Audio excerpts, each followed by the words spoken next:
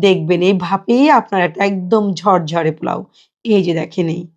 এত মজার, এত ঝরঝরে, এত সফট। এরকম পোলাও রান্না হয়ে যাবে খুব সহজে। আপনারা ট্রাই করতে পারেন বাসায়। আশা করি আপনাদেরটা আমার চেয়েও হয়তো ভালো হবে। ভালো থাকুন আপনারা। আল্লাহ হাফেজ। যদি ভালো লাগে লাইক, কমেন্ট, শেয়ার করবেন। অবশ্যই আমার চ্যানেলটা সাবস্ক্রাইব করবেন। আমার জামাই খাইয়ে তো পাগল পুরা দেখেন। সে যে কিভাবে খাচ্ছে মানে অনেক মজা করে খাচ্ছে এবং পরের দিন বলছে আমাকে সকালের জন্য রেখে দেবা। এতটা মজা করে সে খেয়েছে। তো ভালো থাকুন আপনারা। পরে আবার নিয়ে আসবো অন্য সুন্দর কোনো রেসিপি পরবর্তী এপিসোডে। আমার চ্যানেলে সুন্দর, সুন্দর রেসিপি আছে। সেগুলো দেখতে ভুলবেন না কিন্তু। ভালো থাকেন আপনারা। আল্লাহ হাফেজ। বাই।